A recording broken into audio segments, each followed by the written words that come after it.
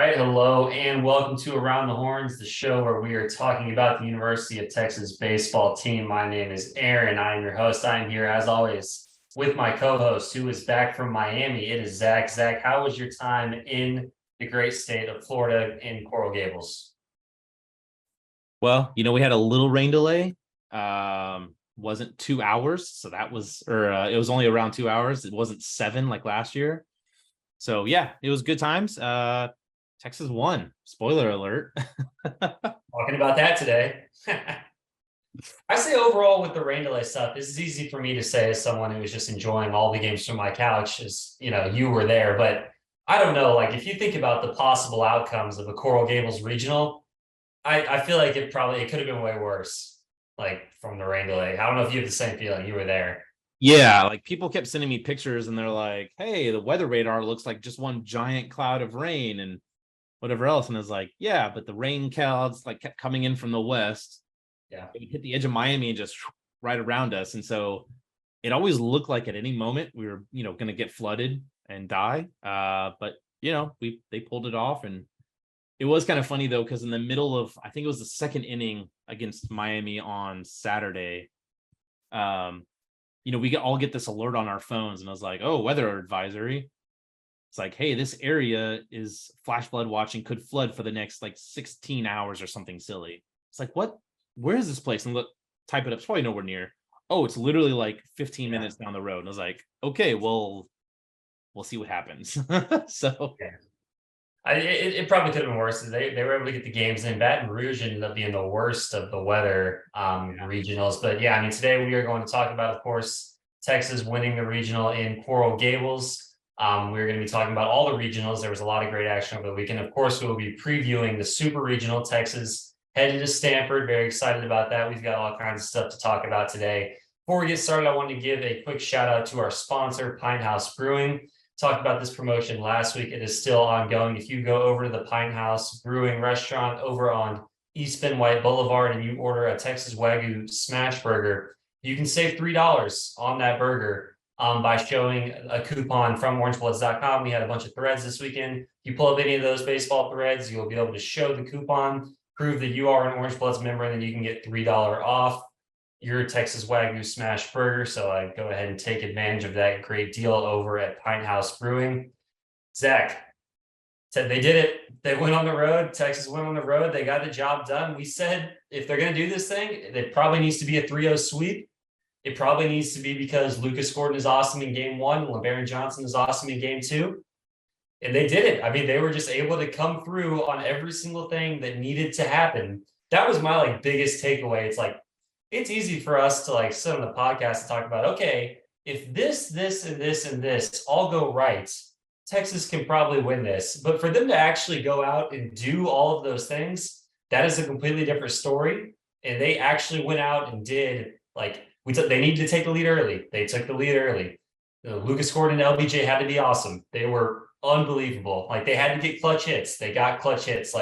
Everything that they had to do, they actually executed on, which is the first thing that stood out to me. But I'll let you, get started with your overall takeaways. And if you want to get into the details of that opener against Louisiana, that's probably a good place to start. Yeah, I mean, from the opener, you could sense the nerves, right? It was a little palpable. You could tell they were playing a little tight. The weather certainly, as we talked about, did not help, right? The rain delays, getting ready for them. Oh, hey, by the way, we're going to go sit in the weight room for an hour and have a milkshake. But they came out and Lucas Gordon looked like Lucas Gordon. He was ready. He was rocking. And then, David Pierce always talks about complementary baseball. If we pitch well, we trust our defense, the offense will come. True sayer, yeah, that's exactly how it happened. The pitcher from Louisiana Lafayette did a really good job of keeping the Horns off the board until Mitch Daly, of all people, came through in the clutch and hit a solo bomb, and it was suddenly a light switch, and it was like, okay, guys, we can play. We're good. Let's go do the damn thing. And yeah, they ran it off, and so that was in the 6th inning, and the EK moment of robbing a 3-run home run in center field everyone was like, oh, that ball's hit well. Oh, it's still carrying. It's still carrying. That's not, oh, it's still going. Oh, there's no way he's going to get it. And then he just kind of, not even like, even in his own words, it was not a tough play. He just kind of leaped up a little bit and got it. And so that was really a flipping the switch moment of, hey guys, we've got the pitching, we've got the defense, and we have the home run to get us going. And it was kind of to the races after that point. Even though they didn't score a bunch, it was, you could feel the momentum. 100%. I mean, that play, that was huge because it was early in the game. And like you said, the bats hadn't figured it out yet. They were still kind of cold from Arlington. They were settling into the regional, you're on the road in Coral Gables. You haven't been there before. The bats were still settling in. The Louisiana pitchers, they were doing pretty well. If that ball goes over the fence, a 2-out homer, 3-run shot, and Texas is behind 3-0, then the offense gets even tighter. The pressure amps up even more.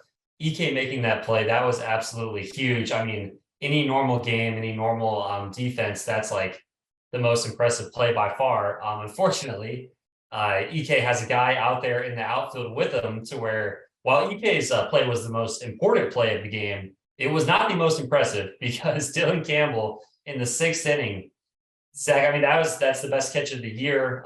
Probably, I don't remember a better play in the last 2 years since I've been covering the game, covering the team, watching every single pitch. DC, the ball is lined out to him in right field. He takes off on a sprint. And like, this was not just like he made a diving catch. He went up in the air, like high off the ground, full extension. Like he could not have been reaching any further. And he snags it, comes down on the ground. It was an incredible play, but I just thought that was hilarious. It was like, oh, Eric Kennedy, like 5 years, he just makes this incredibly clutch, amazing play. And Dylan Campbell just makes a way cooler play, like almost immediately. Yeah. And it was funny because after the game, post-game availability, it's Lucas, it's DC, and it's EK. And it's like, hey, take us through that, right? And EK was like, hey, it wasn't a very hard play. I just kind of reached up and got it. And DC is like, yeah, I took a little bit of a bad read or a slow read off the bat. He goes, I didn't think I was going to get to it, so I just hauled ass. And I was like, hauling ass. That is DC's new nickname because he did. We were all watching the press box. And we're like, oh no. Like it was a tip of the hat from everyone in the fan. Even the Raging Cajuns were like, yeah, that's just round of applause. Good job. You did it. You did the damn thing. And so, yeah, that was impressive. And then I think to me, outside of the defense was going back to the pitching, right? What Lucas was able to do. And then the man of the hour in some aspects is got to be Zane Morehouse. He came in and he had 2 innings that he pitched and he really, he gave up 1 run, but he shut him down. So yeah, I definitely want to talk about Morehouse a little bit more when we get to the Sunday game where they clinched it. But yeah, I mean, Gordon, he was awesome. We talked about it. It's always about that inside fastball. He was using the fastball in pretty much all 4 quadrants was something I noticed. Like he was making an effort to go inside, outside, but he was also making an effort to go to the knees and go up in the zone when he needed to. So he really had the fastball working in all 4 quadrants there. Yeah. Changeup was really good. 7 innings, 5 hits, 1 run, 8 strikeouts. It was good to see the strikeouts come back. Only 83 pitches, which is a good thing going into this weekend because, this is a time of year where pitchers can get a little bit worn down. So it was good to see him throw 83 pitches. They mentioned cramps for him after the game. Lucas Gordon has kind of been dealing with cramps for a little bit now. Like we've noticed this with his outings here or there. Sometimes his legs start to get a little bit tight. Yeah. Did you get the sense that like he had to come out of the game because of the cramps? Because like, no. I feel like it was something he probably could have stayed in, but I think they wanted to go to Zane Morehouse anyway because it was the top of the order for the 4th time. Yeah, it was the 4th time through the rotation. Coach Pierce said, look, we want to get him out there. We don't want to wear on him too much in game 1, just in case, you don't know what happens, right? Yeah. But they said, look, we felt really comfortable where we were at. We were bringing Zane in a clean inning, so it wasn't like we were bringing him in a high leverage situation. Exactly. Yeah. And we asked Lucas, we said, how were you feeling? Like, did you want to go out there more? And he was like, oh, I could have gone the entire way. Like it was, that's what I thought. Yeah. It was a very Lucas answer, but yeah, I think Lucas understood at the same time, and Coach Deggs from Louisiana Lafayette commented on, he's like, look, this is not a warm place. This is not a steam bath. This is a sauna. He was like, the first thing that goes is your legs. And he goes, when the legs go, your control is going to be off completely. And I just feel like it was a really good transition, and Pierce didn't want to, push Lucas way too much in case he did need him on a Monday, as an example. Yeah, no, it worked out really well. Of course, that moved Texas into the winners bracket where they got the showdown against the home team, Miami. Zach, this was the matchup we were expecting. We thought it would be a good one. We were excited to see some of the power hitters in this Miami lineup go up against LeBaron Johnson Jr. And I mean, this was just an all-time pitching performance at the University of Texas.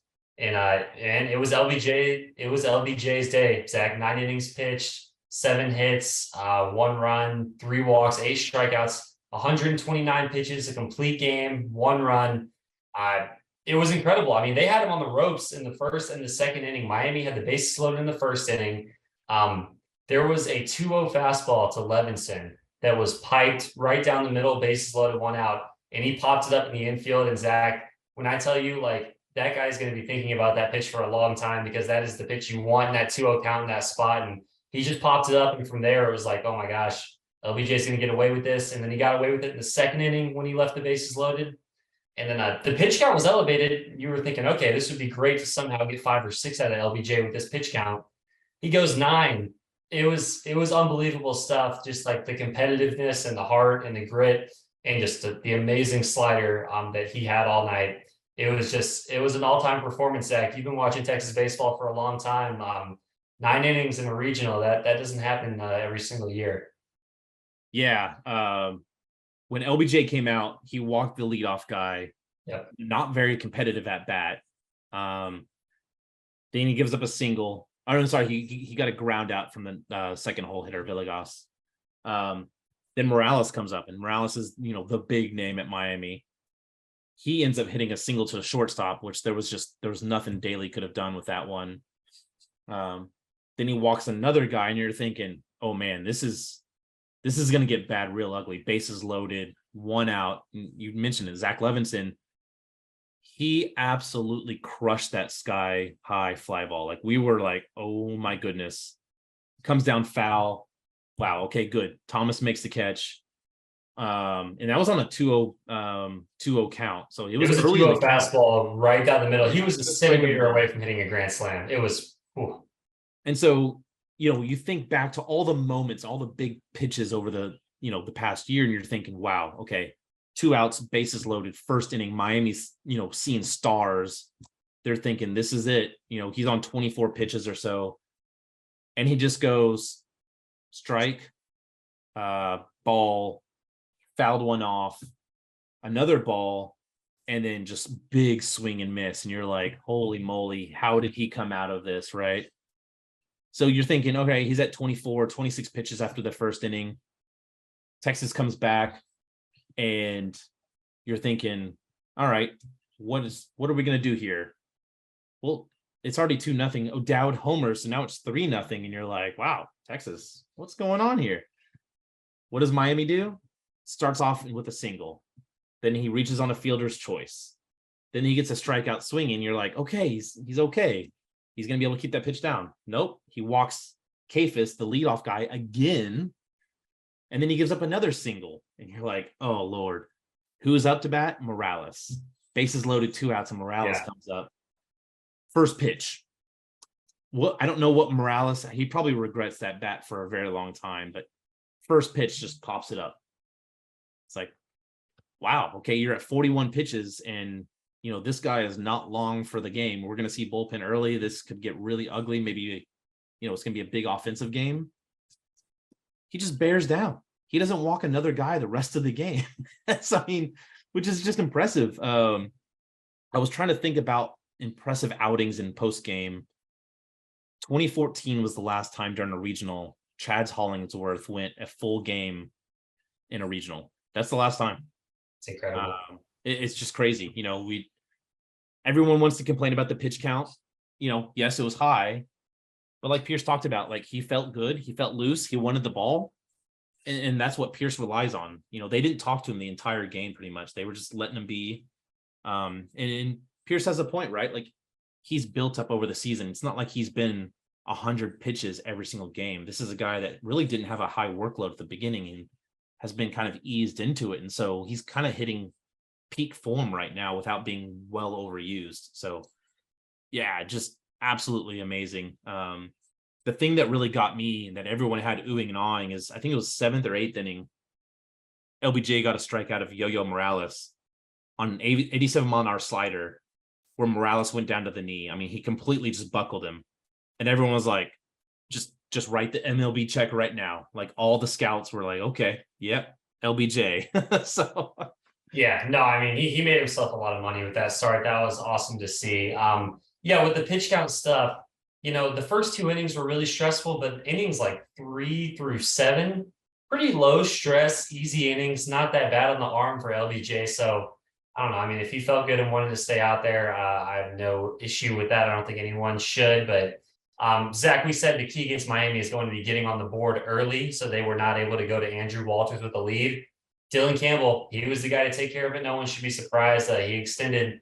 I mean, we'll just get. I mean, he got a hit in all 3 games, so his hitting streak is now up to 38 games. But on Saturday's game, 2-run homer over the scoreboard, absolutely launched in the first inning, set the tone, gave Texas the lead, checked all the boxes you were looking for. I mean, Zach, it was just at that point I was like, they need to stop calling this the Coral Gables regional. This is the Dylan Campbell regional. I mean, he is taking over in the field. He's taking over at the plate. That was an absolutely huge swing.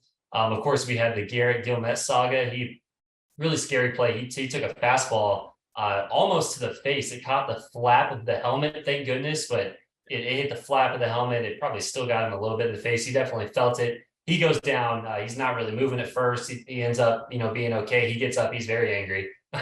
He's not happy that the pitcher just smoked him in the head with the fastball, which is pretty reasonable. He goes down to first. They take him out of the game because the umpires are allowed to remove the guy for a little concussion check, and then he's actually allowed to come back in the game, which was cool to see. He came back in. He was good. He got 2 hits because, of course, he did afterwards. So that was good to see. But yeah, I mean, the Texas offense came through, and then just it was LeBaron Johnson Jr. Man, there's that was what they had to do, and then I mean, because Miami the offense didn't add that many more runs because they went to Schlesinger out of the bullpen.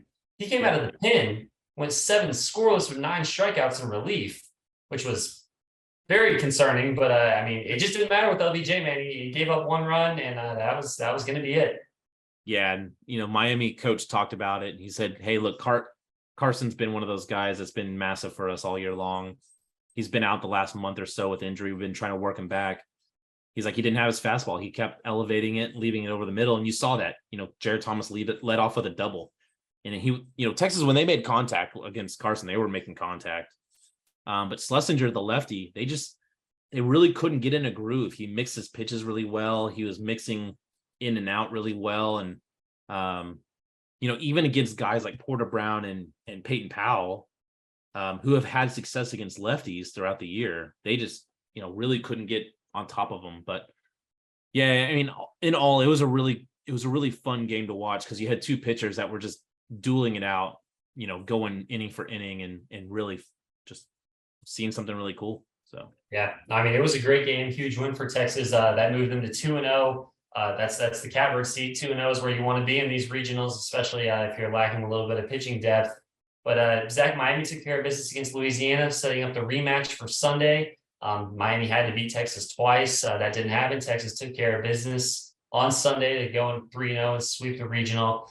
Tanner Witt, he didn't have it. First inning, he was fine. Second inning, he lost command, back-to-back hit by pitches and a 3-run homer. I want to circle back to Tanner Witt maybe when we talk about Stanford and preview that. But Zach, it was the first time. I mean, it wasn't the first time, but it was rare to see Texas trailing this weekend. But they were trailing 3-0 in that Sunday game against Miami. But just a few innings later, the Texas offense, man, it was the inning that sent them to the Super Regionals. Ultimately, 9 runs. In the 3rd inning, Miami went through a couple pitchers. Jalen Flores delivered the grand slam. It was crazy because the inning started. Flores was the leadoff hitter, and he got rung up on a very bad strike 3 call that was very far outside. Not a strike; it was a good take. And the rest of the offense takes off from there. O'Dowd had a really good at bat. Mitch Daly had a really good at bat.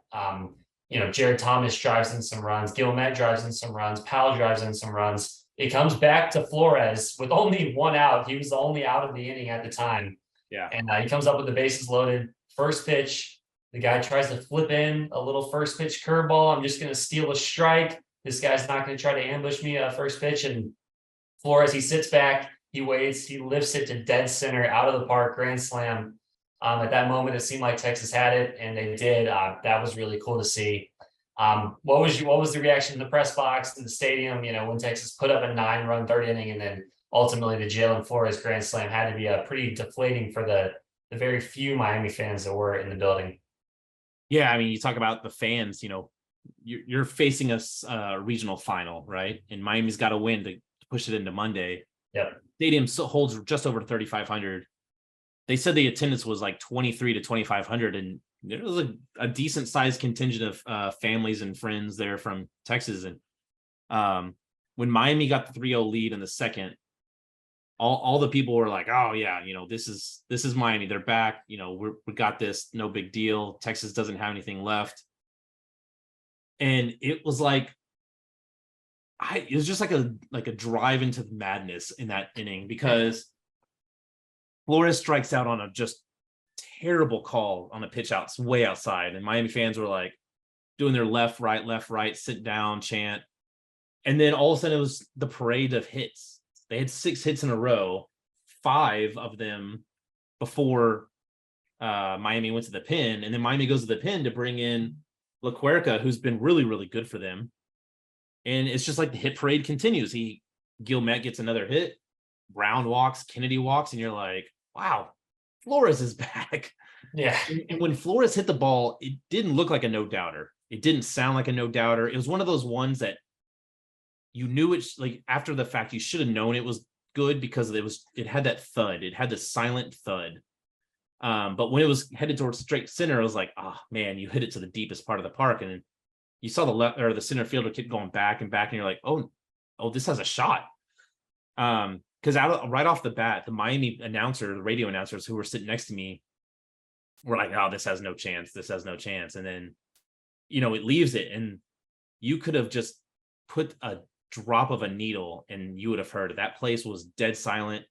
It was like the 4th or 5th inning, like 1 or 2 innings later, they started passing around the ballots for the all tournament team, because like they thought they had no shot. Like that team was so cooked at that point. It was done for. So yeah. Yeah, that's what it felt like on TV. It just felt like the game was absolutely over. Yeah, so I mean, this is a good part to circle back to that clutch homer by Mitchell Daly in game 1. I just thought it was cool to see Daly come up with the big moment in game 1 to tie the game with the solo homer. And then, you know, because that was kind of the swing that started the regional and got Texas on the right track. And then a couple of games later, it was Jalen Flores, the freshman, to kind of clinch it and kind of put it all to bed with the grand slam. And, you know, people have been talking about, there was, you know, the whole Mitchell Daly versus Jalen Flores before the season. It was during the season. No one really knew how that was going to shake out. And then, you know, with the injury to Carlson, that opened up a DH slot. So then naturally they moved Flores to DH, and that put Mitch back at shortstop because he's the better defensive shortstop right now. So it was just really cool to see, you know, those guys that have obviously been competing and battling against each other for playing time, to see them both come through after some struggles this year. I mean, Daly was benched, and then he comes back, is back in the starting lineup and comes through with that clutch homer. And then Flores, he was, you know, the prince who was promised, you know, this highly touted guy out of high school, doesn't really have it early in the year. He finally starts to get some more playing time. And for, you know, Daly to hit the game tying home run in the first game, and then Flores to put it to bed with the grand slam, I just thought that was like a really cool juxtaposition and a book in there to that regional, and just to kind of what those guys have been going through the entire year. But yeah, you can hit on that there. And then I definitely want to talk about Charlie Hurley, because I mean, with all that being said about all the hitters and everything, my game ball would go to Charlie Hurley on Sunday. Yeah, you know, Chuck Nasty, they had to go to the pin much earlier. We talked to Pierce, and Pierce said, look, we would like to get 4, maybe we get 5 out of Tanner Witt. You know, he was on a 65 pitch limit. We did confirm that, and Tanner just didn't have the fastball. Everything was elevated. And, you know, of course it all sounds like, you know, ridiculous hindsight. But when I was watching Tanner warm up in the bullpen, he looked a little too amped. Like all of his fastballs were running up and in. They looked a little high. And Pierce talked about it. He said, look, he got that guy on base, and regardless of his command, he took his focus off of pitching and he kind of let the environment around him, kind of get to him a little bit. And he threw a pitch middle, and Dominic Patelli, who I got to talk to his dad after the game, actually, really, really great guy, but he put a great bat on it. And so you can't fault him. He was trying to pound the zone and try to get back into a groove, and, ran into a really good fastball. But yeah, Chuck Nasty, talk about putting a team on your back and saying, look, bullpen, I got it, right? Like, I'm going to go a ways, and I'm going to give this team a shot to win. And he did. He was really good. Towards the end, I thought, it was pretty obvious that he started to lose his command. His legs were out from underneath him. Yeah, the gas a little bit. Yeah. I was a little surprised they left him in as long as they did, but he kept getting outs. He kept getting out of jams. And so it was like, hey, you got to do what you got to do here. Yeah, I mean, you put two guys on base ahead of Yo-Yo Morales. He's probably going to make you pay. And he did with a 3-run homer, but the game was pretty much in hand at that point. But yeah, I mean, to see Hurley come out of the bullpen, the thing I noticed almost immediately when he came in, he looked really confident. Like, he had some swagger to him. He looked like he knew he belonged out there, and he was pitching with a lot of confidence. And that pretty much carried throughout the outing. So, we talked about Texas being a little thin on pitching, with the injuries to David Shaw and to Heston Toll, and then of course DJ Burke's no longer with the team. We thought they were a little short on pitching, but if you're going to get 4 1/3 out of Charlie Hurley out of the bullpen with high quality innings, that's going to help quite a bit. And then the other bullpen arm that we definitely need to talk about, Zane Morehouse. He saves. I don't know if they're both saves, but he locks down 2 different games in this regional. He ends up going 4 2/3 total across the 2 games, allowing 1 earned run, which is just a solo homer there Sunday in the finale. He looks really good again, Zach. I mean, it's just, it's up and down with Zane Morehouse. We know that, but a couple weeks ago, they made a slight adjustment with him. They lowered his arm slot just a little bit. Like, you really have to look to notice it, but it's helped him quite a bit. I think it's helped him a lot with his slider. He's been able to throw his slider in the zone a lot more since they lowered that arm slot just a little bit. Whatever tinker that is, or like mental cue for him, it has helped him a lot with the feel, just to be able to flip that pitch in for a strike and then be able to throw it out of the zone, the 0-2 count. So I think that was a really good adjustment. It's hard to make adjustments in the middle of a season. We talked about this before. It is not easy to make mechanical adjustments in the middle of the season and then practice it and then take it to a game, and much less a high pressure game in a regional on the road against Miami.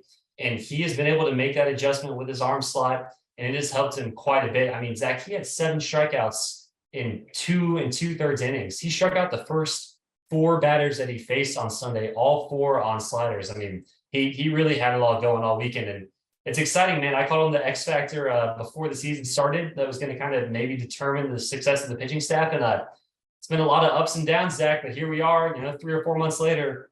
Feels like Zane Morehouse is the X factor again. Yeah, Pierce definitely touched upon the Mitch Daly stuff earlier in his post-game conference. And I asked him, and he touched upon the Morehouse. He's like, look, this is a guy after the Baylor series where we didn't know what that looked like going forward, right? I mean, he could have very well tucked it in and been done. He said that, Pierce and Woody have spent a lot of time with Morehouse. They identified a bit of a hitch in his mechanics, a little abbreviation that they've been working on since realistically the weekend after Baylor. And he said he started finally the last probably 2 weeks to put it all together and kind of be able to have that command over the slider like you talked about. Because I think if you go back and look, and he threw 2.2 innings on Sunday. But when he came out, he was throwing almost exclusively sliders. He wasn't really going to his fastball. And historically, he's always been, I'm going to go to fastball and I'm going to challenge you, which he can. He's got a 96-mile-an-hour fastball. But he was using that slider to such good effect, and he was running it in and out, which was really, really impressive. And so, yeah, you can't say enough about the guy that the mentality of keeping in, putting in the work, and changing mechanics mid-season or even end of season is damn near impossible. But to do it successfully and have that level of success at the end is really impressive. So no, I mean, super impressive adjustment by Morehouse. Credit to him for sticking with it. I think this is also a good, a good chance to kind of point out one of what I really think is a strength of David Pierce as a manager, and something that I've really noticed about him basically since he's been at Texas, and especially my last 2 years following the team. He really loves these like really talented pitchers. Like he always leans towards them. If you think of a guy like a Cole Quintanilla or a Jared Southard or a Zane Morehouse, all three of those guys, super electric stuff, right? I mean, if they come in and if they have it, they're going to be able to dominate really good teams. And that's what you need this time of year. You need to be able to dominate really good teams. And with all three of those guys, you have Quintanilla, you have Southard, Morehouse, you can throw other guys into that category.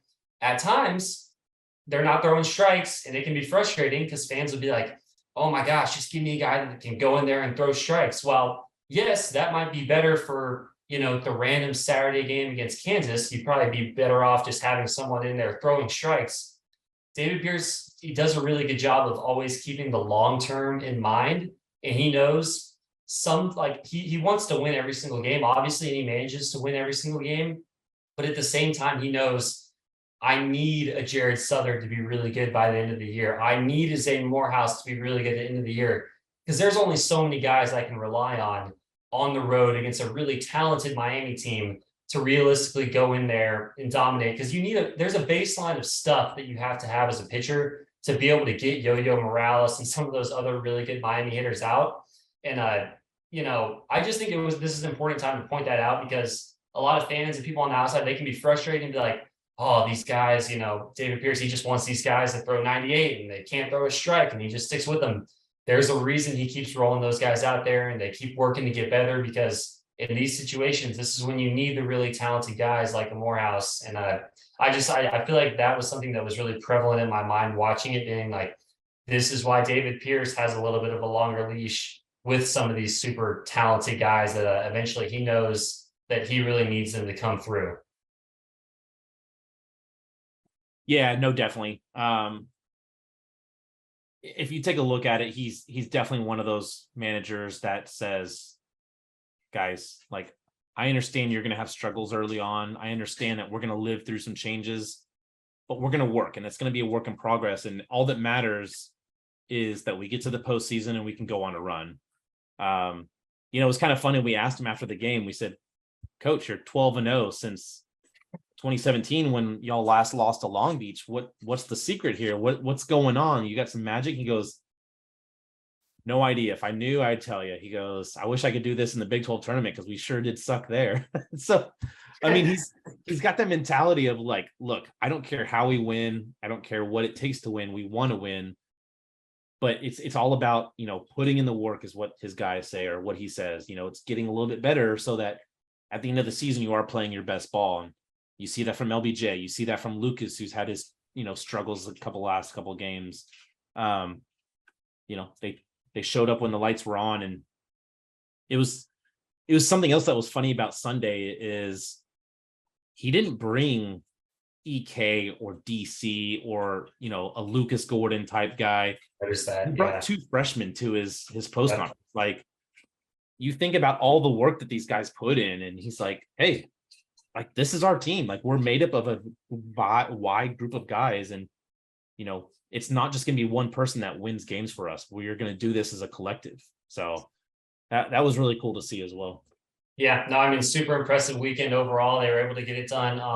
All tournament team. Zach is a high profile media member. He's able to vote for these kind of things when he is at the event. Some notable Longhorns, pitcher all tournament team, LeBaron Johnson Jr. You might be able to figure out why that was the case. Jared Thomas at first base, the Dylan Campbell regional. Dylan Campbell is the outfielder in the all tournament team. Garrett Gilmet, Jalen Flores, and then the MVP was LeBaron Johnson Jr. Zach, it was incredible all around. We are on quite the pace here for this show, but that is fine. It's that time of the year. This is just going to be a mega show. We got to talk about some of these other regionals. I don't know how much you were able to watch. You were in the press box for a lot of it. You were out in Miami. I don't know if you were at the clubs. I don't know what you were doing, but I was on my couch and I watched ESPN Squeeze Play and the regionals all weekend. I did not take my eyes off it. I did not miss a pitch. I was locked into every single one of these regionals. I want to fly through them all. I mean, we're going to have to fly through them, just give a couple of thoughts on each one. I want to start in Winston-Salem, Wake Forest, Zach. They went 3-0. They swept through. They look legit. I mean, we've talked about the number one overall seed hasn't won the national title in a long time. They often have a tough time making it to Omaha. this number one, I mean, we say it every year, but man, this number one overall seed Wake Forest team, they look pretty good.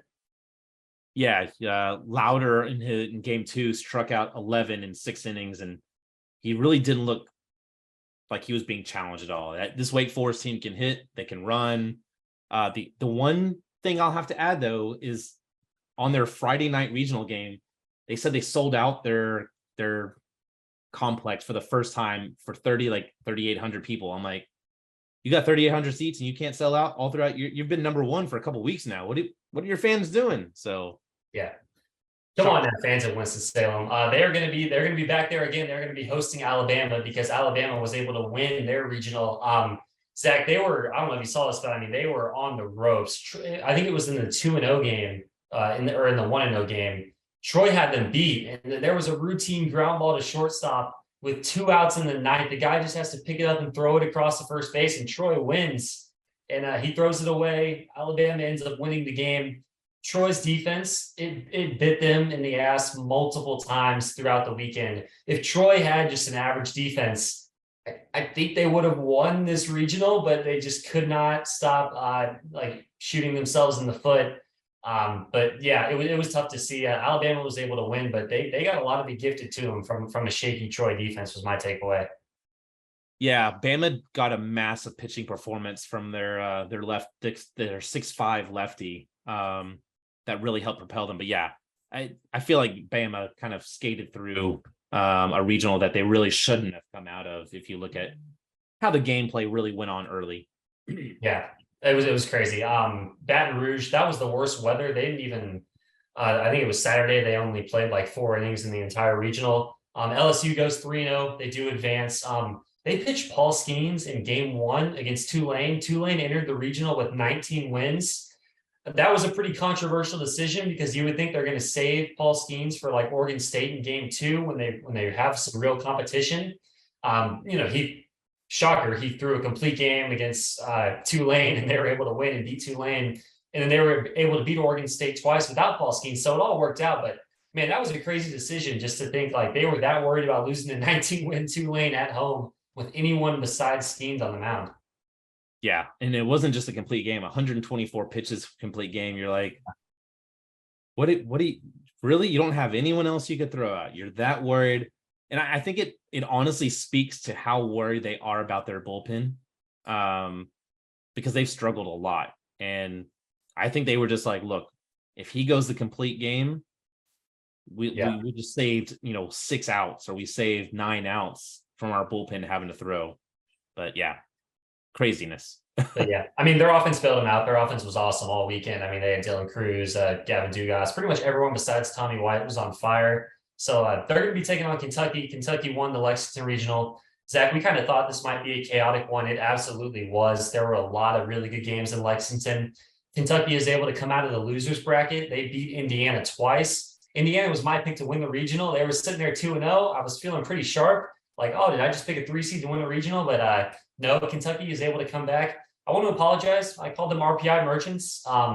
They're actually pretty fun to watch. I enjoyed watching the Kentucky team. They hit balls in the gap. They just have like a fun vibe overall. The crowd was really, really good. So I enjoyed watching the Kentucky team. I think that's going to be a really good series, them taking on LSU at the box there. But the other takeaway from this Lexington regional, man, West Virginia, they never recovered from that Texas series. They did not. It was horrible. Did they win one game? Were they able to win the 0-2 game? They beat Ball State. Yeah. Yeah, they were able to eliminate Ball State, but then that was it. Kentucky knocked him out. Ben Hampton is now in the portal, I believe. It was a tough couple of weeks for West Virginia baseball. Yeah, I mean, in the span of 2.5 weeks or 3 weeks, they went from being a potential top 8 seed, yeah, to goose 22 in the freshman dorm rooms. Yeah, that was something else. So, but yeah, I mean, that was a fun regional overall. Auburn, no showed at home. Them and Oklahoma State. We'll get to them in a second, but yeah, I mean, Southern Miss, they can really swing it. They were able to come through there. Yeah, I mean, that was pretty much the takeaway there was this powerful Auburn offense pretty much no showed at home, and they were not able to They were not able to advance at home in their own regional, and Southern Miss ended up advancing. And then, spoiler alert, getting the bid to host a super regional. Yeah, the thing for me was how Southern Miss won. They pitched Tanner Hall game one. He throws 123 pitches and they lose to Stanford. Somehow they're able to come back all the way through the losers bracket and advance, with Tanner Hall getting the start on Monday after having thrown 123 on Friday. He only goes 2 innings, but still, man, that was nuts. They get to host a super regional against Tennessee in Hattiesburg. So talk about two completely opposite type of fan bases. That'll be something to watch, see if that place just burns to the ground. Yeah, that would be an interesting one. Speaking of places burning to the ground, Zach, the Clemson regional, the 1-0 game between Clemson and Tennessee was an absolute classic. It was an unbelievable game. The end of it ran into the LeBaron Johnson Jr. start, so I didn't really give it like all the attention that it deserved, but it was absolute chaos, Zach. I mean, Tennessee was down to its last strike, I believe, 2 outs in the 9th inning. Kid hits a 3-run homer out of the entire stadium to give Tennessee a lead. Clemson comes back in the bottom of the 9th, down to their last strike. They tie the game, send it to extra innings. At one point, it looked like Clemson had won the game on a double play ball, and they go to the monitor and they review it, and the Tennessee guy had beat out the ball barely. Tennessee ends up tying the game after getting some extra life. Chase Dolander, he was pretty good. Caden Bryce was outstanding for Clemson on the mound. Tennessee goes to Chase Burns out of the bullpen. He throws like 100 pitches out of the bullpen, a lot of it being in extra innings. This was just like an all-time game between Clemson and Tennessee. Eventually, Tennessee is able to pull it out somehow with some runs in the 9th inning, and they were able to lock it down. This was an all-time classic, Zach, and then Clemson was just not able to recover. I mean, that game went on forever. They had to wake up early the next morning, and they got eliminated. They got eliminated by Charlotte. I mean, there was no coming back from that one. And Tennessee is on to the supers. Yeah, and the other thing to mention about the Clemson Tennessee game was their all-star Canarella got ejected from the game for talking a little too much as he's coming in from center field. And you go 14 innings late, and then you got to bounce back the next morning. And it was kind of like Miami, where like, look, you went late in the game, like late that you play that late, plus you play extra innings, you're cooked. Like there's very little chance that you're not winning 2 the next day. Yeah, just 0-2. And Clemson came in as one of the hottest teams in the nation, and poof, they're gone. Yeah, no, I mean, at one point, the Texas-Miami game started when Clemson and Tennessee were entering the 9th inning. And I was sitting there on my couch watching both games, and I really thought for a second, this Texas-Miami game is going to end before the Clemson-Tennessee game. And it almost did. I think the Clemson game wrapped up when Texas was in the 8th. So it ended up being pretty close. Zach, let's go to Gainesville. The 1-0 game, Texas Tech and Florida. Tech takes them down. Tech is in the driver's seat 2-0, but Florida got really good pitching all weekend. Starters and the bullpen, they were all pretty good. The Texas Tech got to the bullpen a little bit, but overall the Florida pitching staff was really good. And then the bats came alive. I mean, Florida had to win twice against Texas Tech, and the bats just kind of carried them. Jack Caglione, he had 3 homers in the regional. He's at 30 now on the season. Florida can hit it. They were on the ropes there, but they were able to prevail and beat Texas Tech twice in a row. Yeah, Mason Molina, the Texas Tech pitching in their first 2 games was electric. Everyone talks about Texas Tech and they're known for their hitting. Tech pitching staff kept them in the first 2 games and won them and got them that 2-0. But Gavin Cash hits his 26th home run of the year. He hit, I think, 2 in the first game against Florida, and it was a really fun game to watch. I actually did get to watch quite a bit of that one, and Florida came out with it on a mission, though, when they faced Texas Tech again, needing to beat them twice, and they did. They finished them off, including I think it was a 6-0 or 7-0 to end it. But yeah, they're really good. You give them an inch and they're going to take a mile. So yeah, no, it was super impressive. Another SEC team, South Carolina, really took care of business. I mean, when we talk about hosts that took care of business, it was Wake Forest, then it was South Carolina. I mean, they went 3-0. The bats just absolutely mashed. They're setting up a matchup with Florida, which I think is going to be an awesome super regional. We'll talk about the supers a little bit at the end, but South Carolina, Florida. That is going to be a fun one. Yeah, so South Carolina's had a lot of injury issues at the end of the season, but I think they won 19-1 in their first game. They came out on fire and they didn't let up. They look like the team that was beating Florida and sweeping them and beating LSU in the middle of the year. Yep. Yeah, the Conway Regional, where Coastal Carolina was the host. This one was chaos. This was a lot of fun. Ryder, the 4 seed, they were really good all weekend. They were just playing really good baseball every single time. You thought they would be done. They would get out of a bases loaded jam, or they would come up with like a clutch 2-out double. They were able to just hang around and really they pulled off an upset. It was impressive stuff from Ryder. Duke was kind of the best team throughout. This was the regional where you could really see the benefits of the 2-0 start, because Duke was able to start 2-0, and then that forced Coastal Carolina to come through the losers bracket. And Coastal did eventually force a game 7, but when it got to the game 7, Coastal was out of pitching. They didn't have a lot of pitching depth coming into the regional.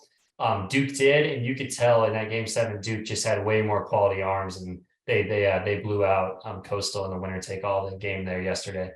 Yeah, Duke's bullpen was the name of the game, right? They just really limited the damage they faced all weekend long. It was really impressive from them. And then the Charlottesville regional, you had Virginia, where I feel like nothing really crazy happened except for ECU absolutely battered Oklahoma. And I mean, it was just, you're like, oh, I can't watch anymore because they're making it ugly. But I think the most fun game that I saw was the 1-0 game between Virginia and ECU, East Carolina. It ended up being 3-2. It was just a back and forth like slugfest. It was a lot of fun to watch. Yeah, that was pretty much the only entertaining game. It was tight, but still nothing really crazy happened. That was probably the least entertaining regional, but Virginia looks good. They're going to be fun to track the rest of the way. Nashville, this was probably the most surprising one for me. It was pretty much a no-show from Vanderbilt. Vanderbilt coming in red hot, winning the SEC tournament. We'll talk about conference tournaments maybe not mattering that much. That was a takeaway from this weekend. But the really interesting thing, Vanderbilt was on the ropes. They're in the 9th inning. They're down by 1 going into the 9th inning. Final at bat and going to a rain delay. Over 2.5 hours. They're sitting in the clubhouse. Xavier knows they're 3 outs away from eliminating Vandy. Vandy knows, if we can just come out of this rain delay and score 1 run, we're going to be back in it. This could be a great story. 2016 Chicago Cubs, and Vanderbilt comes out of the rain delay, 3 up, 3 down, and that is it. Season over. That was pretty shocking to see Vandy go 1-2 at home. Yeah, the Vanderbilt coming out of the SEC tournament, you're like, oh, they figured it out. Pitching, hitting, it's all aligned. And I mean, just laid an absolute egg. And it's not like they got eliminated by some, highly hot mid-major team that's been on a run. It's against Xavier, who, if you would have bet me $100, I would have lost 10 out of 10 times. I would have never called that one coming. And it wasn't even like it was a high-scoring game. They lost 2-1. They had nothing going, either team. So it was crazy. Yeah, no, I mean, another host that underwhelmed, that was Stillwater, Oklahoma State, 0-2. Very bad showing from Oklahoma State. They get Oral Roberts took it to them. Oral Roberts won the whole regional, a 4 seed. Moving on to the supers, they played a lot better than a 4 seed. They were super impressive. Washington was pretty good. Man, Oklahoma State. I mean, after what the Oklahoma State broadcast put us through, I was glad to see Oklahoma State be completely boat raced and embarrassed in their home park, because that broadcast was brutal, and the team's play was brutal in the postseason once again. Man, that was a meltdown. I don't know if the bigger story was Oklahoma State just completely folding and like no showing in their own regional, or Oral Roberts just looking flat up dominant. I mean, Oral Roberts was down 7-0 to Washington. Yeah. And they just like immediately came back and like scored like 15 runs. Like Oral Roberts looks like the real deal. Yeah. And this was one of those regionals where, a lot of people had circled it like, man, Oral Roberts is a really good team. Washington beat them twice. Team. Yeah. And Oral Roberts had beat Oklahoma State twice in the year on Tuesdays. And you're like, yeah, but it's a Tuesday, right? And it's really hard to beat a team 3 times. Not for Oral Roberts. They came out and absolutely just smacked Oklahoma State around. I mean, it was not a competitive game at all. It was ugly. So yeah, and then that, you see that Oral Roberts is down 7-0 to Washington. You're like, okay, they're coming back down to earth. Everything's returning. No, they end up winning 15-10 or 15-11. It was a crazy, crazy regional. And I got to listen to a little bit of Moreland call the game. And yeah, I think he secretly was pretty happy that Oklahoma State was suffering a bit. Yeah, no, I mean, we didn't even mention Oregon was the team that actually won that national regional. So now, Zach, we have Oregon hosting Oral Roberts. One of those teams is going to be in Omaha. That's going to be chaos. That'll be some fun. Speaking of chaos, Terre Haute, where Indiana State was the host. This was a really fun and super tight regional all weekend. All of these games were really close, back and forth. North Carolina played really well. Iowa played really well. Wright State maybe should have won the opener against Indiana State. That was a back and forth game. The Indiana State, I mean, the story of the weekend was Indiana State was just like constantly on the ropes, and they were just able to make the clutch play. They made the big pitch. They got out of the jam. They had the really big hit, and they just kept their composure in these really tight games, because every game in this regional was tight, but ultimately Indiana State, man, they were able to somehow get it done. Yeah, this was one of those regionals where everyone, I think, kind of had their eyes. Every once in a while, they're like, "Oh, what's going on over there?" Because, like you said, I think 3 of the 4 games that Indiana State played were all 1-run games. It was always really tight. And yeah, Wright State probably should have won that first game. It felt like they had it won and they let it loose. But yeah, Indiana State, that's going to be an interesting one because of who they're going to end up matching up with, and they're going to be on the road, even though they're the higher seed.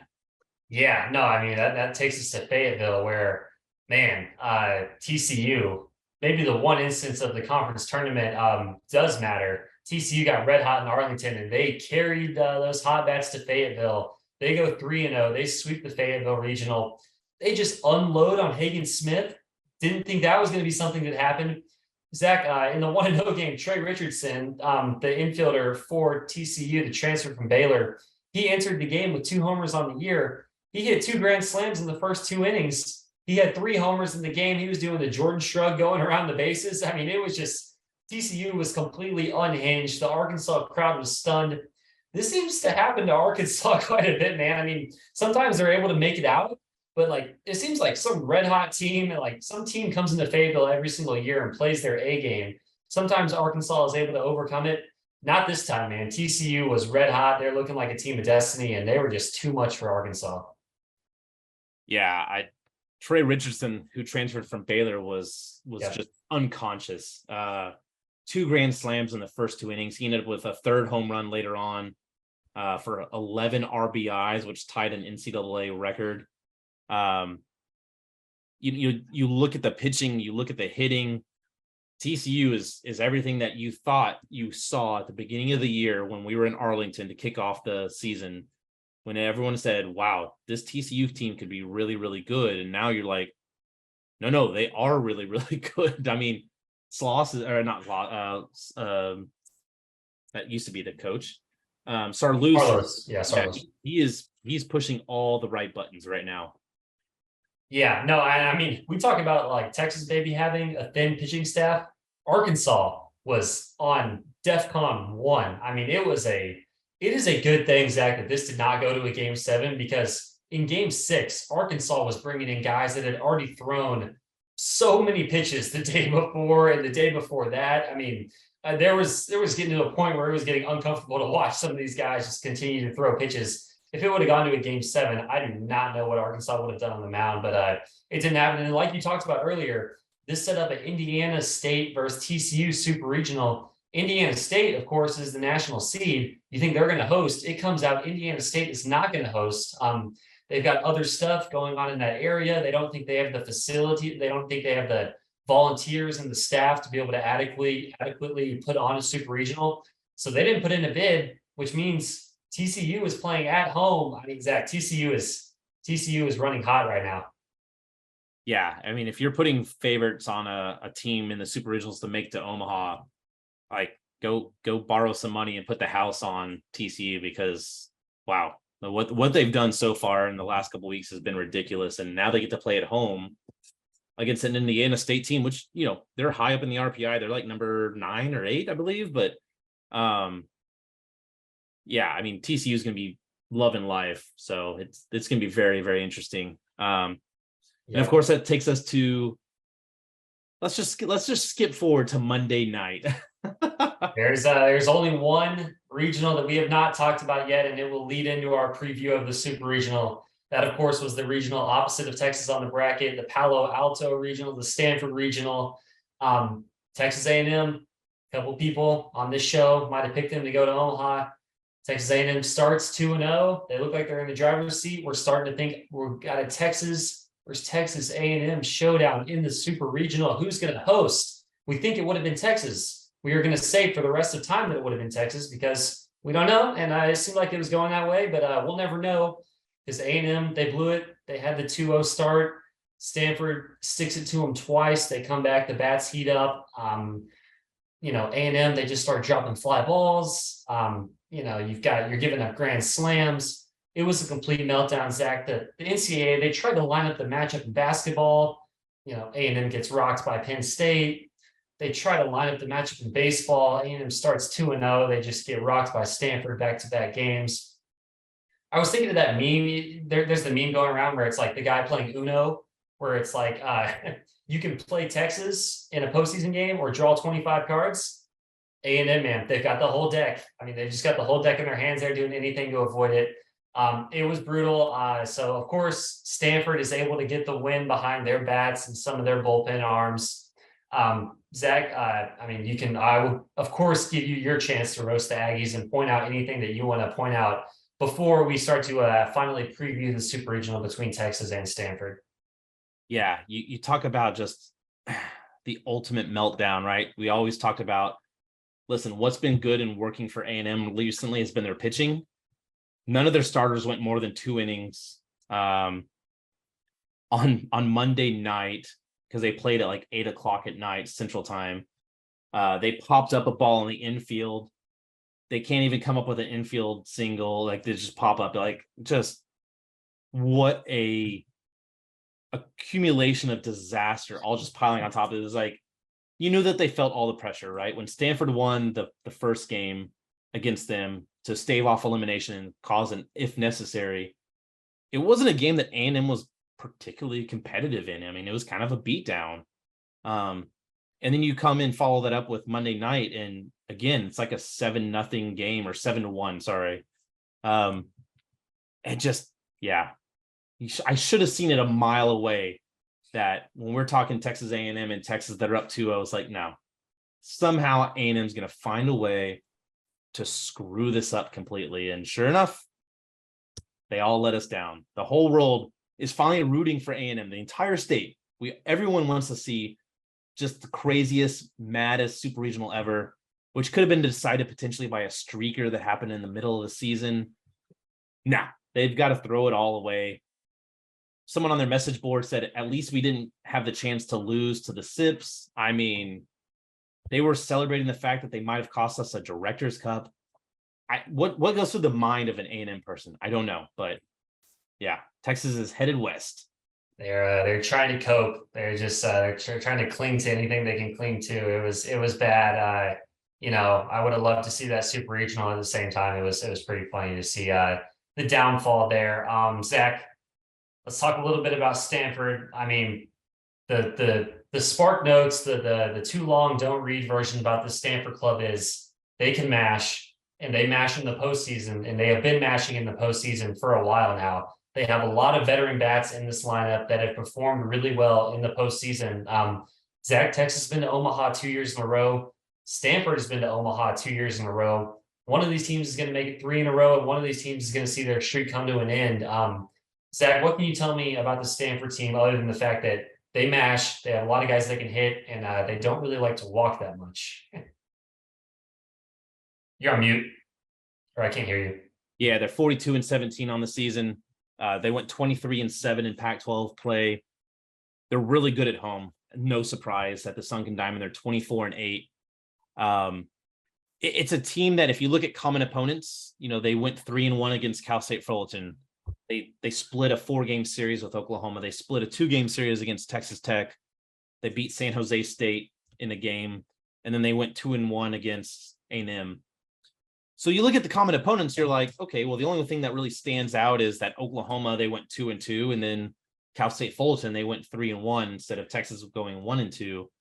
But you look at the common opponents, you're like, okay, well, they're beatable. You start looking at their numbers offensively, and you're like, this is not the Stanford of old. This is a Stanford that is, as coach, I'll use Coach A&M, A&M's coach Sloss. He's like, this is an SEC offense. They've hit 113 home runs on the year. Their OPS is 953. They're hitting 318 batting average. They're, they only walk, or I'm sorry, their slugging percentage is 548, and their on base is 405. They don't run a lot. They like to mash the ball. They're a power team. Yeah, this is not your typical California small ball Cali team, West Coast. I mean, they mash. They want to put up big innings. They want to hit doubles. They want to hit homers. The park plays pretty small. I mean, for whatever reason, I mean, the ball kind of flies there. But yeah, I mean, getting into some of the pitching stuff, their ace is their senior lefty, Quinn Matthews. He's a tall, lanky, left-handed pitcher. 3.65 ERA, 1.23 WHIP. Big strikeout guy, huge strikeout guy. 136 strikeouts, 38 walks this year. There was a stretch in the middle of the year where Matthews had 6 straight games with double-digit strikeouts. A lot of 10 strikeout games, a couple of 13 strikeout games. He's a low to mid-90s fastball. He's a lanky guy. The fastball kind of explodes on you, kind of like a Hagen Smith. And then he's got a really good slider. It's a tight slider that puts people away. He might mix in more of a loopy curveball and maybe a little changeup, but he's going to rely on that fastball slider. This is their best pitcher by far. I mean, this is kind of their dude. He threw 114 pitches on Friday in the opener of the regional. He came back in Game 7 on Monday against Texas A&M, threw 66 pitches out of the bullpen. We should mention this is going to be a Saturday, Sunday, Monday super regional between Stanford and Texas. I think that's going to help Quinn Matthews quite a bit because he did throw 114 Friday, 66 on Monday. We don't know the exact order yet of the pitching. I think Matthews will probably be good to come back and throw on Saturday. If not, he'll just throw on Sunday, but that definitely helps him with that extra day of rest, and it definitely helps LeBaron Johnson Jr. But I want to talk about the junior righty, Joey Dixon. He might be their Game 2 starter. The number 2 and 3 starters for Stanford is where you really see quite a bit of a drop-off. Joey Dixon, he's consistently allowed 3 to 4 runs in about 5 innings of work. He doesn't go that deep into games. His ERA is 5, 1.42 WHIP, only 78 strikeouts, 39 walks. He's a sinker slider guy. He's going to be low 90s with the sinker. He's going to throw a slider off of it. He's going to try to get a lot of ground balls. He's got a pretty long and deliberate arm action. He started Game 3 of the Super Regional last year, did not record an out. He got rocked pretty much right off the bat. They yanked him. They ended up coming back to win, but he did not have success last year. And then a potential Game 3 starter, we don't know if they'll do this. They've been running out the freshman, Matt Scott. This guy's pretty impressive. Like, he's a big dude. He's 6'7", 231, really imposing freshman on the mound. But he's got a 4.87 ERA, 1.38 WHIP. He's just kind of your prototypical power righty with a ton of talent. You don't always know where it's going. He's got really smooth mechanics. The fastball will jump on you 93, 95 mile an hour. It's got some nice arm side run. He throws a changeup to lefties that has some nice run and some nice sink to it. He's got a nice slider with a lot of vertical break. You can see why this guy was like a really highly touted guy in California. He's going to be really good for them going forward. It'll be a draft guy one day, but he hasn't always had it. You can see him yank some fastballs. The changeup would just fly out of his hand sometimes and miss up and away to lefties. So, I mean, the moral of the story is from a starting pitching rotation standpoint, Quinn Matthews, really good number 1. After that, going to be a little shaky, and they're going to rely on some key guys in the bullpen. Yeah, and if you look at the bullpen, I think the first guy you got to take a look at is left-handed pitcher Ryan Bruno. He's pumping 97 off the mound. He's got a plus changeup. But outside of that, you got Drew Dowd. I believe he's a lefty as well, if I remember correctly. You got Prancer. Yeah. But they have 6 guys that are sub 5 ERA. Everything after that, and they have 1, 2, 3, 4, 5. They've got 8 guys after that. They're all plus 7 ERA. So, I mean, there's a noticeable drop off between their kind of high innings leverage guys and then everyone else, right? So it feels like they don't have a lot of guys that can come in and just be the man. At the same time, this is the super regionals. This is when you go become the man. This is when you go show out. And so you definitely have to worry about if Texas can get to the starting pitching. What does Stanford do? How do they try to preserve that bullpen? How do they come back from that, right? And so I think that's, again, we talked about in Miami, that's the key. You get to the starter early, you're going to have success, because what they're going to roll out there may not necessarily be the end all be all. Yeah.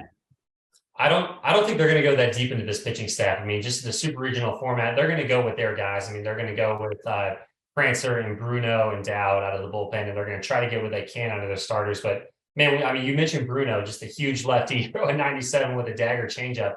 You look at his stats, man. I mean, he is striking you out, or he is putting you on base with a walk. He has pitched 32 and 2/3 innings this year, 53 strikeouts in 32 innings, and 31 walks, almost a walk per inning. So I mean, this guy's all over the map. It's like Randy Johnson vibes, basically, like with less control. But yeah, I mean, you can keep going. I just wanted to point that out there about Bruno. Yeah, and the only other thing I was going to add was they have a 5.83 ERA as a squad. They've got a 1.56 WHIP as a squad. Those aren't impressive numbers by any means, right? But the talent's there. At their best, they are a national title contender. At their worst, or maybe every day, they're a pretty inconsistent team. They're gonna give up some walks. They're gonna give up some strikeouts. They're gonna give up some hits. It's really just gonna depend on how they work and how they come through. From an offensive standpoint, we talked about their numbers. They're hitting 318 as a team. You got to start with Tommy Troy, who's hitting 410 on the season. He's a guy that's done it all. He's been there. He's been really, really good in the postseason. In the 2022 run to Omaha, he hit 500, and I believe he had 5 or 6 home runs, a couple doubles. Like, the guy was just a monster. And he's had a monster year. He's got 17 home runs, a slugging percentage of 738, an on-base percentage of 489. He is a first-round type draft pick kind of guy. And he's definitely that fiery, I am the leader of this team, and he definitely shows it.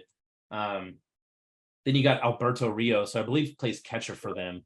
He was the Pac-12 Player of the Year. He's hit 18 home runs. He has 71 RBIs, and he's on base at a 496 clip. So you look all the way through the lineup, and you've got guys that can absolutely hit. And oh, by the way, we haven't even mentioned 2024 first round potential draft pick Braden Montgomery, who was the All-American, do everything. He's hitting 321, but he's got a 1058 OPS with 16 home runs and a 452 on base percentage. So it's a team that gets on base. They don't really run. They're just get on base and batter you. So Texas pitches, they definitely have their work cut out for them. If they saw Yo-Yo Morales, well, now they get to see Troy, Rios, and Montgomery. So yeah, I mean, that's the thing. Like, this lineup just seems deeper than the Miami lineup. And I know we talked about, like, Miami, they've got 6 guys with the OPS over 900. Didn't feel like they had it all clicking. I mean, this Stanford lineup, they have a lot of veteran guys that have got it done during the postseason. That's the number one thing that stands out. When I think about keys to this series, from a pitching and defensive side for Texas, you got to limit the big innings. Like, you can't have multiple walks. You can't have a couple errors. Stanford wants to live on a huge inning where they can hit multiple doubles, draw some walks, and then hit a big 3-run homer or grand slam. If you can hold them to solo homers, give up like 1 run, maybe 2 runs here and there, then you're going to stay in the game, because the Stanford pitching staff is not going to completely shut down Texas. Get to the non-Matthews arms early. Bruno is going to be tough. So Matthews and Bruno, it could be tough sledding. Everyone else, Texas should be able to hit. So take advantage of those chances when you can. Zach, I don't know. We're going to get to picks here in a second. I feel like Zane Morehouse, I feel like this series and this season is going to come down to Zane Morehouse. I think these teams are very evenly matched. I think they're both going to hit a little bit. I think both teams are going to be able to put up runs. The pitching staff, will keep the game somewhat tight. I think the games are going to be close. I think Texas might have a small lead in the 8th and the 9th inning. And I think it's going to come down to Zane Morehouse. So for him, it's just going to be stay out of the middle of the plate with that slider, stay out of the middle of the plate with the fastball. If he's locating, he's able to get out these hitters, because, Zane Morehouse, the stuff is that good. Even though the Stanford hitters are so good, if he is dotting on the corners and mixing in the slider at the right time and putting it in the right spot, he's going to get him out. But if he makes a mistake in the heart of the plate, Doesn't really matter how good the slider is. Doesn't really matter if the fastball's 96, 97. If it's over the middle, these guys are going to make him pay. So, I mean, I don't know. I mean, we're about to get to picks, but I feel like it's going to come down to Zay Morehouse in the 8th and the 9th. Yeah, I mean, for me, the X factor is going to be LeBaron Johnson Jr. Yeah. And that's easy to say coming off that performance against Miami, but what does he do to replicate that? If you look at the starting line pitching for Texas again, these might be two of the best pitchers that Stanford has seen all year long. If you go look at the Pac-12 stats against all the, the guys that are who they faced, the numbers aren't as good as what Lucas has done. They're not as good as what LBJ's done. So yeah, I think Morehouse is going to play a massive role because it will likely be a closer game. It's not going to, I don't foresee a blowout, but can LeBaron work and can he go deep? Can he get Texas 7 innings or 7 innings? Lucas Gordon, can he get Texas 6 innings or 7 innings? And for, the other guy is Morehouse probably can't give you 4 innings back-to-back days or 3 innings back-to-back days. So Charlie Hurley, Travis Staley, they're going to be called upon. I mean, you're just going to have to see them. And so, it really comes down to the plate. I think Texas could have some offense. The lefty Quinn Matthews really worries me on that. What I presume is going to be that Saturday night start. So yeah, no, it's gonna be interesting. The other one, the last thing I want to talk about with Texas before we get to some picks here, if there is a potential game 3, there's going to be fans, I think rightfully just kind of wondering how the pitching is going to be managed with Tanner Witt. We've seen him struggle from time to time. He's had a lot more struggles on the road than he has at home. He was really good in that home start against West Virginia. We've seen him flash signs of like being back, old Tanner Witt.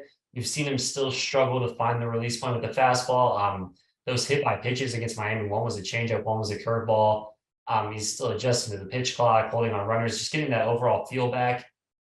How do you think this should play out in a potential game 3? I mean, a lot of it's going to depend on how much did you have to use Charlie Hurley games 1 and 2? How much did you have to use Travis Staley games 1 and 2?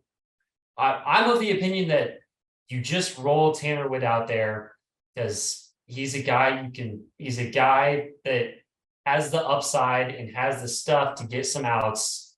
And you can roll him out there on a short leash. I mean, that's what they did in Miami. There's nothing wrong with that. I mean, you can send him out there, and if he doesn't have it, you just yank him. That's okay.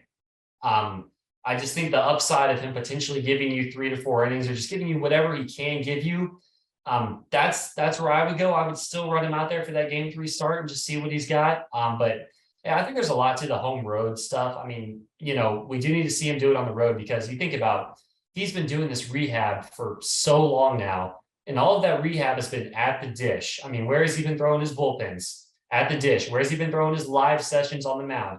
At the dish. I mean, he's still getting reacclimated to pitching on the road, some different mounds, some different environments. That's how I feel. I think they'll still roll with him. I think they should still roll with him, but just have him on a short leash, and there's nothing wrong with that this time of year. Yeah, I agree. I don't think you can. Someone asked me, like, what about bringing him out of the bullpen? I just don't think they'll do it. I don't think they will. Where he's at in his rehab process, coming off of Tommy John, what's best for him is rolling him out as a starter. And I think that's what Pearson and the team are going to stick to. So, yeah, I think you're right. Like, instead of worrying about what does that pitch count look like, I think you give him the option and say, look, forget about pitch count, forget about environment. I want you to go give us 3 innings. If you're able to go 4th, all the better.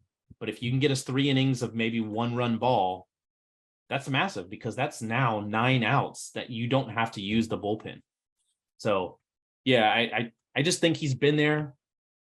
I think maybe having had that experience in Miami, he can use that. He can sit there and kind of mentally, okay, I know that I can't get so wrapped up because that first inning against Miami, he looked really good. So, yeah, I think you got to roll him out in game 3 if it goes that far.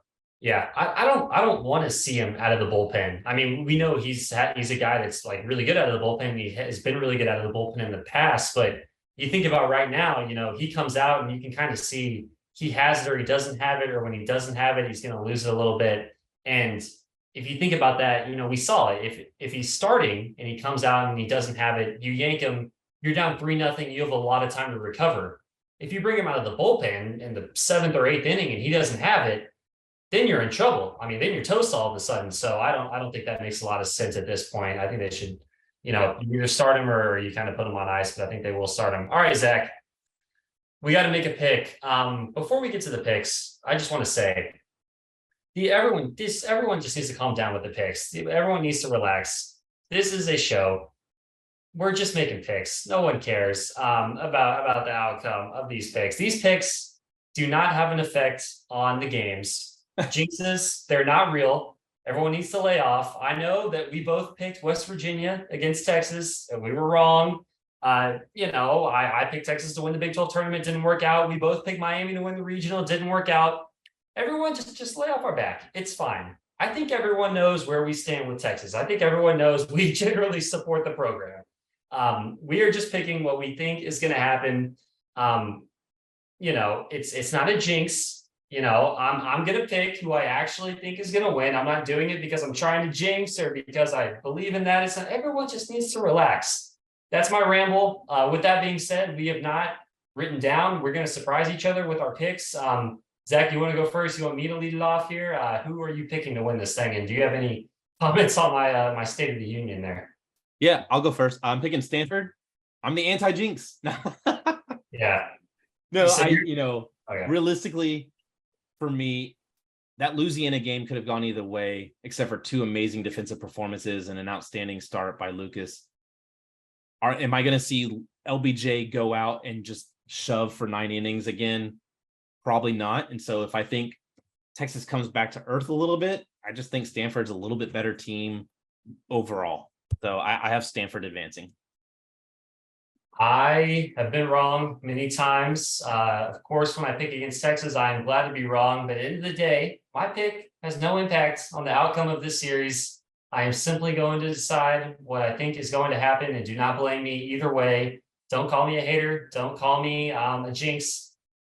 I had a lot of trouble with this one because I think these games are going to be very, very tight. And it's going to come down to it. And I am going to pick Texas because I do not really trust the Stanford bullpen. I know Bruno is electric. He walks almost a batter per inning. I think Texas has guys that can put solid at-bats against him. I think Texas can score some runs consistently against the non-Quinn Matthews guys. I think Gordon can match up with with Matthews. I think LBJ is going to be good once again. I like the extra day of rest there. I think these games are going to be tight, and I'll pick the Longhorns. I think it's going to be a really good series. I do think it's going to be a good series. I think there's areas in the pitching staff that Texas can exploit. Yeah. Stanford's defense is 972. I think, they can get it going. One of the concerns for me is still, I think Palo is still feeling the effects of that back. He didn't really have the best regional. EK really didn't have the best offensive regional. So, got to get these guys going. But yeah, I think it could be a really, really entertaining regional. In fact, it's one of the regionals I'm looking forward to the most outside of just being a Texas fan. I mean, just as a absolutely, yeah. Baseball, yeah. These are 2 teams that have been back-to-back years to the College World Series. And they're the only 2 that have done that right now. And so you just have really good programs going up against each other that have a lot of history as well. All right, there it is, Zach. Let's go rapid fire through the rest of the super regionals.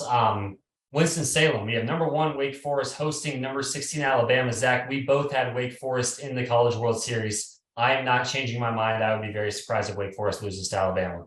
Nah, Deeks are going to roll. All righty, Baton Rouge. We both had LSU in the College World Series. They're hosting Kentucky. Kentucky beat them in a series at LSU earlier in the year. I think they might have even swept them. I am going to stick with LSU. I think this is going to be a really fun and close 3-game series. I will take the LSU bats in game 3. Kentucky didn't sweep them, but they did give them a really, really good series. I'm still going with LSU. Skeens is on a freaking roll. Thatcher Hurd is pitching well for them right now. I think there's just going to be too much offense down at the box. Hattiesburg, Southern Miss is hosting Tennessee after Tennessee knocked out Clemson. I had Tennessee in the College World Series. Zach had Clemson in the College World Series. I am going to stick with Tennessee. I think it's going to be really close. Chase Dolander still doesn't completely look 100%, but I'm just going to go with that Tennessee pitching staff and stick with my original prediction. Yeah, I'm gonna go with Tennessee, but here's the entire linchpin is Friday night. I'm sorry, Saturday night. If Tanner Hall wins for Southern Miss on Saturday night, all bets are off. I think Southern Miss will win it. If Tanner Hall loses his start on Saturday, Tennessee's going to run away with it. All right, we got Gainesville. This is another one I'm super excited about. Number 2, Florida hosting South Carolina. Florida can mash. South Carolina can mash. They both have arms on the mound. I think this is going to be a really close, probably 3-game series. Really liked what I saw from the Florida pitchers. They were able to kind of right the ship, and they've got a lot of guys they can kind of turn to. I'm going to go with Florida because maybe home field, but I think this is going to be a really good series. I'm going with Florida. Yeah, this is probably the series I'm most looking forward to outside of Texas Stanford. Yeah. South Carolina did sweep Florida early in the year, and they did so in impressive fashion. I think South Carolina is probably the better team overall, but it's at Gainesville. Florida's on a mission. I'm actually going to change I'm going South Carolina because Florida always fails at their home regional. It feels like I don't trust Kevin Sullivan. I'm going South Carolina. Screw what I wrote down. All right, Charlottesville, we have Virginia hosting Duke, little ACC matchup. We both had Virginia in the College World Series before the tournament. I am going to stick with Virginia. I think this is probably going to be a close series, though. Yeah, their offense and pitching staff have bounced back from a couple series losses early in the year, including one to Duke. They're rolling right now. I don't see Duke stopping them. All right, just the absolute chaos, super regional potentially. Eugene. Did not think Oregon would be hosting a super regional, but here we are, Zach. Oregon hosting Oral Roberts. This is going to be chaos. Oral Roberts looked really good as a 4 seed. Oregon they won the Vanderbilt regional. I think this is going 3. I think we're going to see a lot of runs. Give me Oral Roberts, man. We haven't seen a 4 seed in the College World Series in a long time. I think Oral Roberts gets the College World Series as a 4 seed, and they are able to go to Oregon and win this thing. Yeah, so Oral Roberts is on a 21-game win streak. Yep. They've beat much better teams than Oregon. Friday night's again going to be the key for me. Friday night, the Friday night is when they start. The Oregon starter is really, really good. But I think just Oral Roberts is too hot. We talk about 38-game hit streak for DC. I believe their like main guy is on like a 47-game hit streak, which is just insane. So give me Oral Roberts. The heck with the Ducks. Yep. And then Fort Worth, TCU, like we talked about earlier, actually hosting the number 14 Indiana State. Indiana State, man. Great story, great season, sick RPI. Congrats on the RPI. Yeah, I'm not picking against the Frogs. I am not picking against the Frogs right now. No, the Hypno Toad is going to show up and eat some sycamores. So yeah, the trees are getting sawed off up in Fort Worth. There you have it, Zach. We covered a lot of ground here. We had talked about a lot of college baseball teams. It's time to get out of here. Everyone knows the drill. Please like the video, subscribe to the channel, check us out on Orange Bloods. We got a bunch of content going on orangebloods.com. Follow us on Twitter at Aaron Little OB, at Zach at the Dish. We'll be talking on Twitter later tonight. Zach, anything else you want to say before we get out of here? Have fun out in California and let's saw down some trees. All righty. There you go. We'll see everyone next week.